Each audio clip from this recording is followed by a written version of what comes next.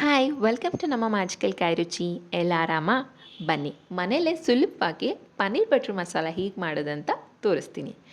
ಮೊದಲಿಗೆ ಪನ್ನೀರನ್ನ ತೊಗೊಂಡು ಈ ಥರ ಕ್ಯೂಬ್ ಶೇಪಲ್ಲಿ ಕಟ್ ಮಾಡ್ಕೊಳ್ಳಿ. ನಾನಿಲ್ಲಿ 200 ಗ್ರಾಮ್ಸಷ್ಟು ಪನ್ನೀರನ್ನ ತೊಗೊಂಡಿದ್ದೀನಿ. ಅದ್ರ ಮೇಲೆ 1 ಸ್ಪೂನಷ್ಟು ಚಿಲ್ಲಿ ಪೌಡರ್ನ ಹಾಕ್ತಿದ್ದೀನಿ. ಖಾರ ಸ್ವಲ್ಪ ಜಾಸ್ತಿ ಬೇಕಂತ ಹೇಳಿದ್ರೆ ಇನ್ನೊಂದು ಸ್ವಲ್ಪ ಚಿಲ್ಲಿ ಪೌಡರ್ನ ಹಾಕೋಬೋದು.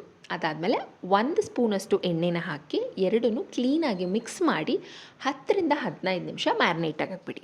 ಅದಾದಮೇಲೆ ಒಂದು ಪ್ಯಾನ್ ತೊಗೊಂಡು ಎಣ್ಣೆ ಹಾಕಿ ಬಿಸಿ ಆದಮೇಲೆ ಟೊಮೆಟೊ, ಗೋಡಂಬಿ, ಜಿಂಜರ್ ಗಾರ್ಲಿಕ್ ಪೇಸ್ಟ್, ಪಲಾವ್ ಎಲೆ ಹಾಕಿ ಈ ಥರ ಫ್ರೈ ಮಾಡಿ. ನೀವು ಇದನ್ನು ಲೋ ಫ್ಲೇಮಲ್ಲೇ ಫ್ರೈ ಮಾಡ್ಬೋದು. ಆ್ಯಂಡ್ ಇನ್ ಕೇಸ್ ಆಯಿಲ್ ಏನಾದರೂ ಕಡಿಮೆ ಆಗಿದೆ ಬಿಕಾಸ್ ಟೊಮೆಟೊ ಜಾಸ್ತಿ ಇರೋದ್ರಿಂದ ಅಂತ ಹೇಳಿದ್ರೆ ಇನ್ನೊಂದು ಸ್ವಲ್ಪ ಆಯಿಲ್ ಹಾಕೋಬೋದು. ಆ್ಯಂಡ್ ಮೆಷರ್ಮೆಂಟ್ಸ್ ನಾನಿಲ್ಲಿ 3 ದಪ್ಪನೇ ಸೈಜ್ ಟೊಮೆಟೊ ತೊಗೊಂಡಿದ್ದೀನಿ ಮತ್ತು ಒಂದು 10 ಗೋಡಂಬಿ, ಪಲಾವ್ ಎಲೆ 1 ಸ್ಪೂನ್ ಜಿಂಜರ್ ಗಾರ್ಲಿಕ್ ಪೇಸ್ಟ್, 2 ಮೆಣಸಿನ್ಕಾಯಿನ ಮುರಿದು ಹಾಕಿದ್ದೀನಿ.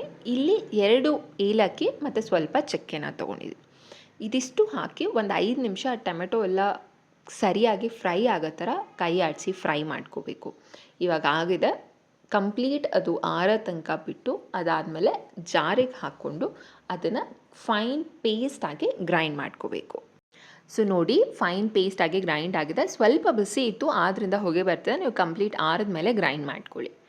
ಇವಾಗ ಅದೇ ಪ್ಯಾನಿಗೆ ಬಟರ್ನ ಹಾಕೋತಾ ಇದ್ದೀನಿ. ನಾನಲ್ಲಿ ಅಂದಾಜು 2 ಸ್ಪೂನಷ್ಟು 2 ಕ್ಯೂಬ್ ಸೈಜಷ್ಟು ಬಟರ್ನ ಹಾಕ್ಕೊಂಡಿದ್ದೀನಿ. ಅದು ಸ್ವಲ್ಪ ಬಿಸಿ ಆಗ್ತಿದ್ದಂಗೆ ಚಿಲ್ಲಿ ಪೌಡರ್ನ ಹಾಕ್ತಿದ್ದೀನಿ. ನಾನಲ್ಲಿ 1 ಸ್ಪೂನಷ್ಟು ಚಿಲ್ಲಿ ಪೌಡರ್ನ ಹಾಕಿದ್ದೀನಿ. ಇಲ್ಲಿ ನಾನಿವಾಗ ಗ್ರೈಂಡ್ ಮಾಡಿಟ್ಕೊಂಡಿರುವಂಥ ಮಸಾಲೆನ ಹಾಕಿದ್ದೀನಿ. ಮಸಾಲೆ, ಬಟರ್, ಚಿಲ್ಲಿ ಪೌಡರ್ ಎಲ್ಲ ಮಿಕ್ಸ್ ಆಗೋ ಥರ ಕೈ ಆಡಿಸಿ ಒಂದು 10 ನಿಮಿಷ ಇದನ್ನು ಕುಕ್ ಮಾಡಬೇಕು. ನಾನಿಲ್ಲಿ ಸ್ವಲ್ಪ ಬಟರ್ನ ಜಾಸ್ತಿನೇ ಹಾಕ್ಕೊಂಡಿದ್ದೀನಿ. ನಂಗೆ ಬಟರ್ ಅಂದರೆ ತುಂಬಾ ಇಷ್ಟ. ಈವನ್ ರೆಸ್ಟೋರೆಂಟ್ಸಲ್ಲೂ ಅಷ್ಟೇ ಬಟರ್, ಟೇಸ್ಟಿಂಗ್ ಪೌಡರ್, ಆಯಿಲ್ ಇದೆಲ್ಲ ಸ್ವಲ್ಪ ಜಾಸ್ತಿನೇ ಹಾಕಿರ್ತಾರೆ. ಅದಕ್ಕೆ ಟೇಸ್ಟ್ ಅಷ್ಟು ಸಕ್ಕತ್ತಾಗಿ ಬರುತ್ತೆ. ನೀವು ರೆಸ್ಟೋರೆಂಟ್ ಸ್ಟೈಲ್ ಥರನೇ ಇರಬೇಕಂತ ಹೇಳಿದ್ರೆ ಒಂದು ಸ್ವಲ್ಪ ಬಟರ್ ಜಾಸ್ತಿನೇ ಹಾಕ್ಕೋಬೋದು. ಯಾವಾಗಲೂ ಒಂದಿನ ತಿನ್ನೋದ್ರಿಂದ ಪರವಾಗಿಲ್ಲ. ಬಟ್ ಯೂಶಲಿ ಬಟರ್, ಆಯಿಲ್ ಇದೆಲ್ಲ ಸ್ವಲ್ಪ ಕಡಿಮೆನೇ ಯೂಸ್ ಮಾಡಬೇಕು. ಅದೇ ಆರೋಗ್ಯಕ್ಕೆ ಒಳ್ಳೆಯದು. ಸೊ ಇವಾಗ ನೀವು ನೋಡ್ಬೋದು ಒಂದು ಒಳ್ಳೆ ಕನ್ಸಿಸ್ಟೆನ್ಸಿಗೆ ಅದು ಮಿಕ್ಸ್ ಆಗಿದೆ, ಕುಕ್ ಸಹ ಆಗ್ತಿದೆ. ಸ್ವಲ್ಪ ಗಟ್ಟಿ ಇದೆ, ಆದ್ದರಿಂದ ನಾನಿಲ್ಲಿ ನೀರನ್ನು ಹಾಕೋತಾ ಇದ್ದೀನಿ. ಜಾರಲ್ಲಂತೂ ಸ್ವಲ್ಪ ಮಸಾಲೆ ಉಳಿದೇ ಇರುತ್ತೆ. ಸೊ ಅದಕ್ಕೆ ಒಂದು ಸ್ವಲ್ಪ ನೀರನ್ನು ಹಾಕಿ ಮಿಕ್ಸ್ ಮಾಡಿ ಅದನ್ನೇ ಹಾಕೋಬೋದು ಇಲ್ಲಿ. ಸೊ ಇವಾಗ ನೀವು ನೋಡ್ಬೋದು ಕುದಿ ಬರ್ತಿದೆ, ಬಟರ್ ಎಲ್ಲ ಮೇಲೆ ಬಂದಿದೆ. ಸೊ ಇವಾಗ ರುಚಿಗೆ ತಕ್ಕಷ್ಟು ಸಾಲ್ಟ್ ಹಾಕ್ತಿದ್ದೀನಿ. ಸಾಲ್ಟ್ ಹಾಕಿದ್ಮೇಲೆ ಇನ್ನೊಂದು 2 ನಿಮಿಷ ಕುಕ್ ಮಾಡಿ ಮ್ಯಾರಿನೇಟ್ ಮಾಡೋಕೆ ಇಟ್ಟಿದ್ದೀವಲ್ಲ ಪನ್ನೀರ್, ಅದನ್ನು ನೆಕ್ಸ್ಟ್ ಹಾಕ್ಬೋದು. ಸೊ ನೀವೇ ನೋಡಿದ್ರಲ್ಲ, ಸುಲಭವಾಗಿ ಈಸಿಯಾಗಿ ಮಾಡ್ಬೋದು. ನೆಕ್ಸ್ಟ್ ಪನ್ನೀರ್ ಹಾಕಿ ಒಂದು 10 ನಿಮಿಷ ಕುಕ್ ಮಾಡಿದ್ವಿ ಅಂದರೆ ಪನ್ನೀರ್ ಬಟರ್ ಮಸಾಲ ರೆಡಿ ಇರುತ್ತೆ. ಸೊ ಒನ್ಸ್ ಟ್ವೈಸ್ ಮಾಡಬೇಕಾದ್ರೆ ಕಷ್ಟ ಅನಿಸುತ್ತೆ, ಬಟ್ ಆಮೇಲೆ ಇದೆ ಈಸಿ ಅಲ್ವಾ ಅಂತ ಅನಿಸುತ್ತೆ. ಸೊ ಹೋಟೆಲಲ್ಲಿ ಆರ್ಡರ್ ಮಾಡಿ ತರೋ ಹೊಸ್ತಲ್ಲಿ ನಾವೇ ಮನೆಯಲ್ಲೇ ಮಾಡ್ಕೋಬೋದು.